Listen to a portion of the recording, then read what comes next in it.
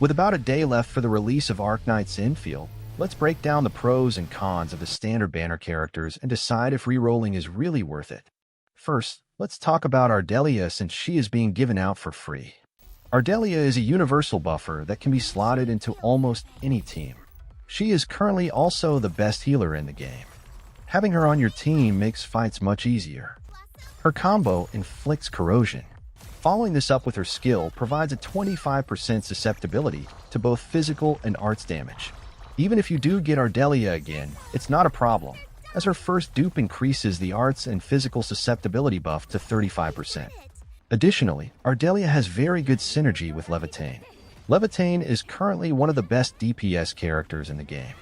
Applying corrosion through Ardelia's combo will trigger Lifeng's combo. This helps Lifeng generate her flame stacks.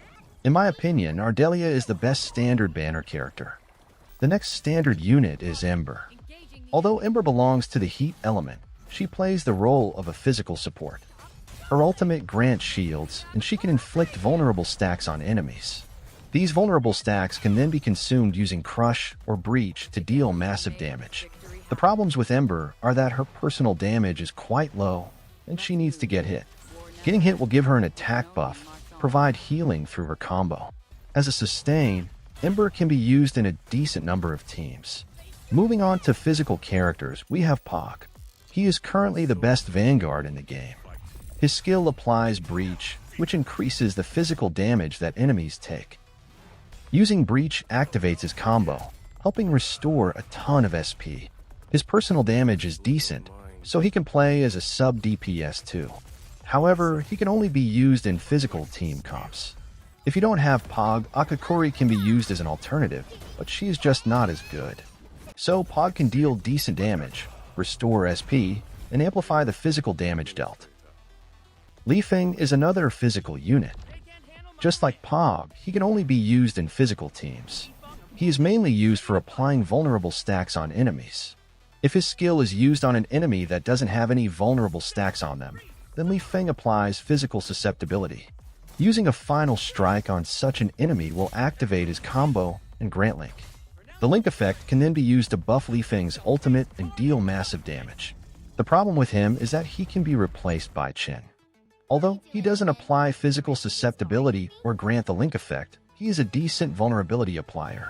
Lifeng is obviously better, but in a physical team where the main goal is to apply and consume vulnerable stacks, Chen does his job. Finally, we have Rite. She is currently the strongest cryo DPS in the game on release. To activate her combo, you need to inflict at least 3 cryo inflictions on the target. Using her combo will consume the cryo infliction stacks, which leads to her applying cryo susceptibility on the target. At the same time, she will get the energy needed to use her ultimate and deal massive damage. The problem, however, is that Rite can't obtain energy from her teammates. So, getting her ultimate will take time. Now, is rerolling worth it? I don't think so. Unlocking the gacha itself takes about 30 to 40 minutes. In Endfield, getting lucky and pulling the character you want early on is bad, cause this means you won't have enough arsenal tickets for the weapon gacha. Personally, I can't really be bothered to reroll. But some people really just enjoy the rerolling process.